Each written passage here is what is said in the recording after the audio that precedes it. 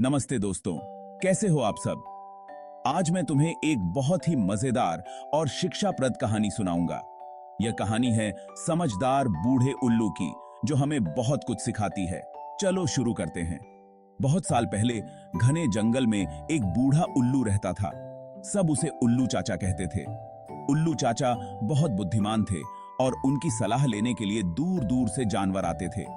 बुद्धिमानी के किस्से पूरे जंगल में मशहूर थे। एक दिन जंगल में बड़ी मुसीबत आ गई। सभी जानवर बहुत परेशान हो गए। एक चालाक लोमड़ी आई और सबको तंग करने लगी। वो बहुत शरारती थी और हमेशा दूसरों को परेशान करती रहती थी। वो सारा दिन शरारतें करती, सबको धोखा देती। उसकी चालाकी से सब जानवर बहुत परेशान हो गए थे। सब जानवर बहुत दुखी हो गए तो वो मदद के लिए उल्लू चाचा के पास गए। उन्हें उम्मीद थी कि उल्लू चाचा उनकी मदद करेंगे। उल्लू चाचा ने अपनी बड़ी बड़ी आंखें खोली और सबकी बात सुनी। उन्होंने ध्यान से सबकी समस्याएं सुनी। उन्होंने कहा, चिंता मत करो बच्चों, हम मिलकर इस मुसीबत का हल निकालेंगे।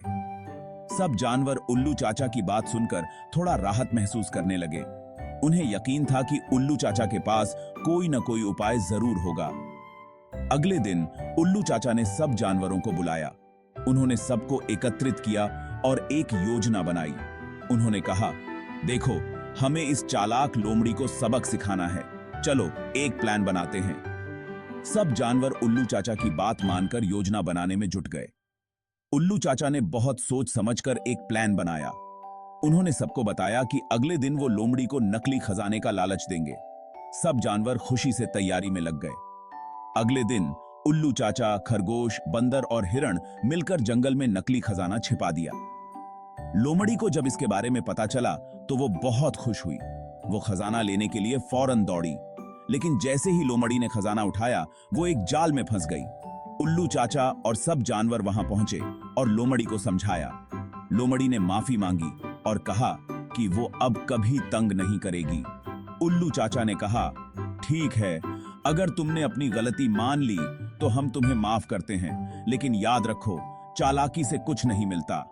सब जानवर खुशी से झूम उठे और उल्लू चाचा की तारीफ करने लगे। इस तरह समझदार बूढ़े उल्लू ने फिर से जंगल में शांति लौटा दी। तो दोस्तों, इस कहानी से हमें सीख मिलती है कि हमेशा ईमानदारी और समझदारी से रहना चाहिए। अगली बार फिर मिलेंगे, तब तक अलविदा। शुक्रिया।